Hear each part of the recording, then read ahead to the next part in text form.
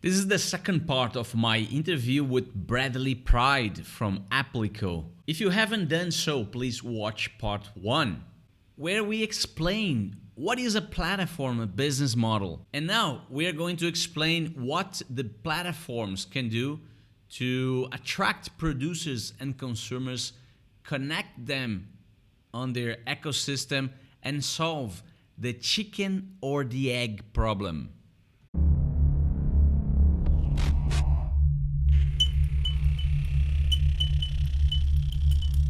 Can you explain us what is the chicken or the egg problem? Why is so hard to bring two or more players to a platform? And if you can explain a few strategies that platforms are using to solve this problem. Yeah, of course. So the chicken and egg problem is you're trying to create a marketplace, usually when you start from scratch, but you don't already have one.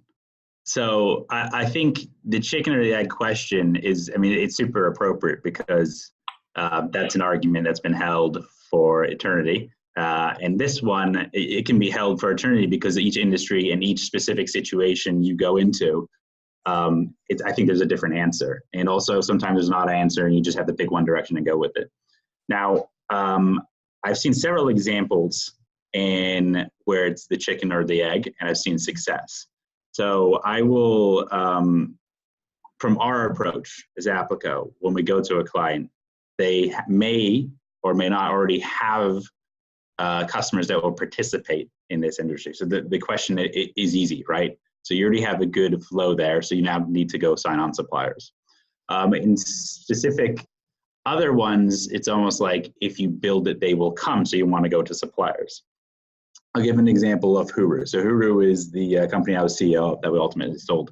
They were a bill provider, right? So what we were doing is we're basically, the pitch is in 4 minutes or less, you can come to our website and you can sign up for all of your bills in one monthly bill, and then split that bill 4 ways, well, as many ways as you want between you and your housemates. You're not chasing your housemate for the energy bill, the electricity bill, the water bill, you're doing that.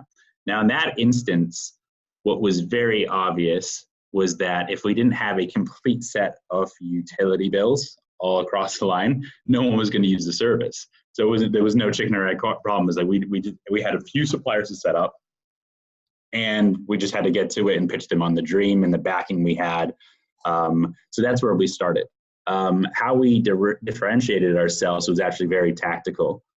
In what we were delivering to them, what we could offer them, because we were a tiny startup going to a very big energy company, and we just thought about what value we can add, and then give a proposition there. So with the large energy company that we went to, we looked at the where the market made sense for us to go based on what we were able to do, and a lot of times that was students. That was students because they're early adopters, but also because they hit the point you need all at once, they all move in at the same time. And energy companies didn't want to touch students because they have a really high default rate, right? So what we did to sign up the suppliers in that instance was we told them, well, look, we made all of our students joint severally liable. So that means if you have a 4-person household, Tony doesn't pay, then you can go to the other 3 people for his portion of bill. Now Susan doesn't pay, you go to the last 2 people, and we do that every single month. So our default rate went from 20%, which energy companies were experiencing, to about, it was less than 1% by the time we're done. So that got the suppliers on set first, just because they're saying, we can't even touch students. You guys have this vehicle, this technology that can do it. We're willing to give you guys a shot. So that gave them the time of day, and then we could focus on suppliers and then turn around to demand because they had the patience for us to generate demand. That's not always the case. If you have to sign up a lot of suppliers and demand at the same time because you're trying to create a marketplace, it becomes kind of tricky. You always have to at least have a product to offer somebody, right? So I guess it's less chicken or egg, but chicken and how many eggs type deal, right? So I guess in that instance, I'm saying the supplier. So can you fulfill the basic need of your business before you go to customers? Can you do that? So if you're trying to attract customers to a website that is a marketplace and you have 0 suppliers on it, the customers are going to get a bad experience and you're wasting money trying to attract the customers to come. Now, you might be in the lucky situation that, like some of our clients, you can fulfill the basic need of the customer, and therefore you want to go customer first to understand exactly how to approach the suppliers in the market. So that's fantastic. But if you don't have that, you need to give the customer some sort of product. So a lot of the times, if you approach a supplier and say, jump on our platform, we don't have any volume for you right now, but you're charismatic, you have a fantastic plan and a great dream, you can get suppliers on before the customers. But you have to understand what their expectation is and what their patience is.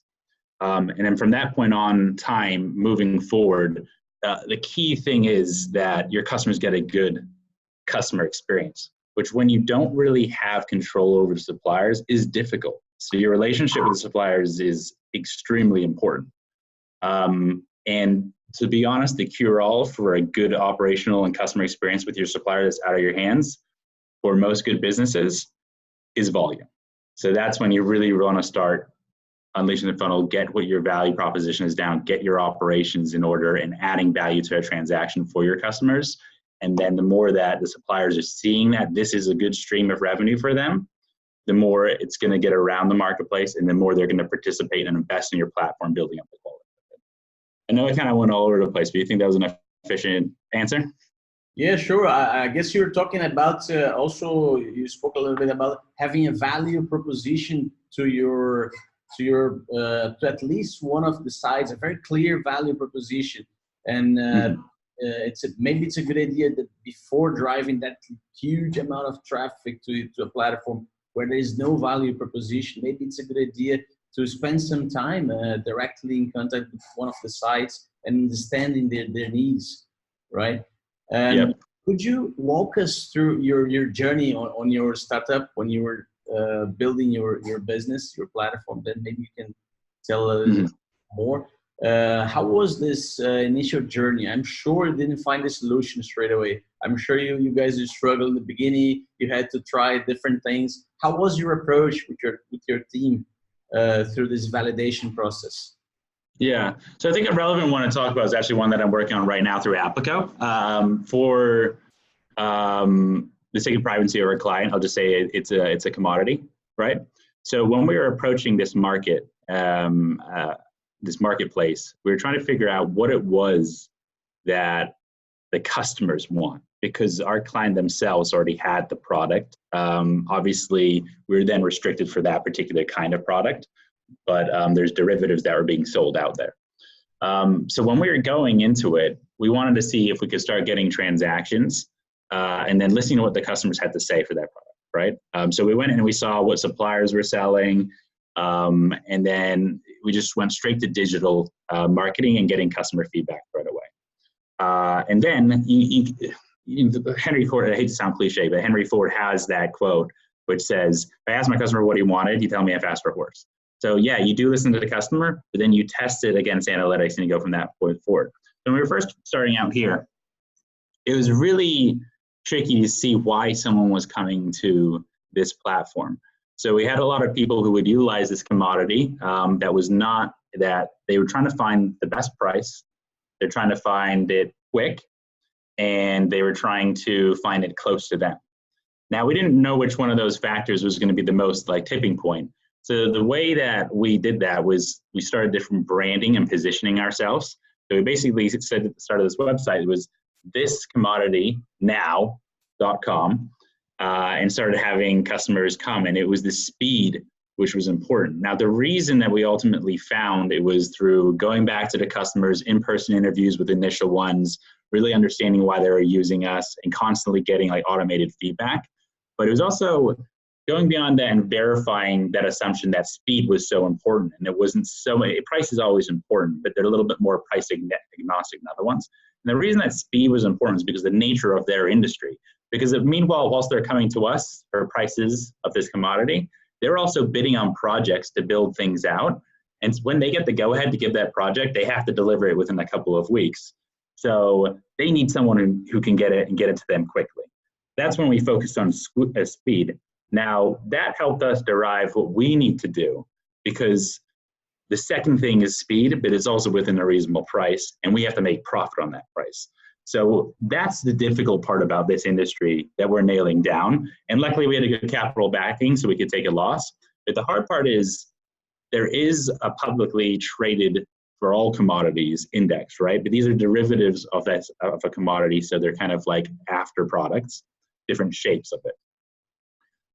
So then from that point on, what we did was we found out how are we going to be able to very quickly, and the goal is within 30 minutes, tell them a price, which we're then actually going to make a product for after finding it out in market. And that's where machine learning, AI, and taking all the data points we have came into play. So we're building a quoting engine, which will allow us to do that on a consistent basis. So it was going out to market, testing out our own theories and hypotheses based on what we were seeing, looking at the suppliers, using industry expertise, having customers start to come in. A lot of people were thinking price, some people were thinking speed, some people were thinking that. There's the fact that speed and price to get them in the door, but it was also the fact that in this industry, because of how it works, the search is always going to exist and it's always time consuming, and the customer search is not a core of their business. So letting someone else take it off their hands made a lot of sense. Okay, Brad. So how important it is to have an initial idea of what we're going to build, a story, like a model, a draft of your business. Do you think it's a good idea or you just can go there, jump straight and start coding and building features and building your platform? Do you have any experience with that?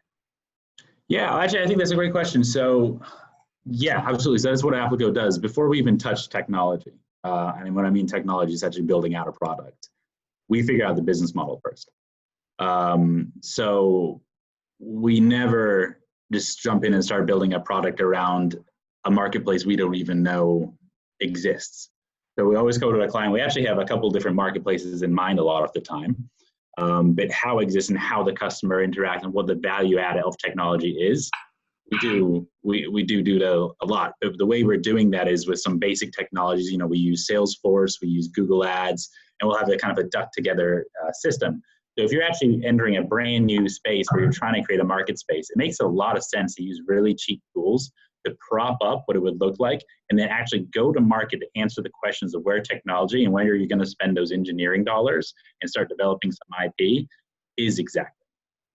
So that comes from actually having a customer interact with supplier enough times so that you know that marketplace A exists and B, what the value add is. So I think in the way that we just spoke about before, where, you know, before we even knew that we wanted to put AI into getting the ability to quote up front instantaneously, we knew that that was a value add for the customers and something the suppliers weren't currently bringing to them. Do you have any tips on maybe some tools or validation strategies to test the demand and the real needs from the market to the entrepreneurs that are trying to actually build and find out if it makes sense to build a platform on that niche? Yeah, I think it's what I said previously, and that is very much get feedback from your customers, test and reiterate. The answer is never going to be there available, and you have to take it like a scientist in a lab. You have a good initial sign that this can do X, but then you have to go and then test it out continuously with hypothesis and always come back and continuously change that. I think what's also really important on top of that is once you do find out what's bringing the customers in and what the value is then figuring out how you're going to bring your customers in at a lower cost of acquisition. Now, a great place to start is Google AdWords or whatever your customers are, where you find out your customers. But from an initial standpoint, you can get good demographic data from just bidding on AdWords, and that's why it's good to have some sort of budget. But beyond that, if you want a lower cost of acquisition, you're going to have some sort of strategy. And if you could build a business off of AdWords, everyone would do it. No one's building a successful startup with a low cost acquisition that has a B series and C series come through by using AdWords alone. And a lot of people go to what they're called business hacks, kind of guerrilla marketing or growth hacks is what people are saying in the industry. So one of the things that we noticed, and actually one of the reasons why we actually focused, we had several different demographics when we were rolling out Huru, right? So some of them, a lot of people have roommates, especially in a city. Some of them are young professionals. The reason that we went after students was because of the point of need, right? So it's they all move in at the same exact time. So you can get economies of scale within marketing. So not only from like Facebook, you can geographically locate them, you can go on campus, you can put up out-of-home advertising, you can get brand ambassadors, etc., and all at once hit those students up. And it just costs you that kind of focus at that point in time. And the rest of the year, you can kind of do tests without there. But that was just one reason why we did that. And I've seen a bunch of different startups have different strategies in which it makes sense because you're hitting the right customer, getting the highest conversion rates, and doing it affordably. So I think once you figure out that this business model works, going back to KPIs, where you're then driving the key points of your business model, your financial business model, is extremely important. You have to be able to build this business out cost effectively. Otherwise, it doesn't make any sense. It won't make a return. Thank you, Bradley Pryde from Applico. I hope you have enjoyed this interview. And Brad, can you just tell us where people can learn more about the work that you guys do? Yeah, absolutely. So we have a website at www.applicoinc.com, but the founders of the company have actually written a book called Modern Monopolies. It's a fantastic book which gives a very thorough explanation of the platform business model, where you see it, and different tactics which are used to employ it. So I hope you have enjoyed my interview with Bradley Pryde from Applico. It was awesome talking that we had about multi-sided platforms and his experiences as a founder and now as a strategy consultant. And if you enjoyed this interview, please subscribe to our channel and don't forget to visit startupspace.io to know more about our acceleration programs. Thank you, and I see you on the next video.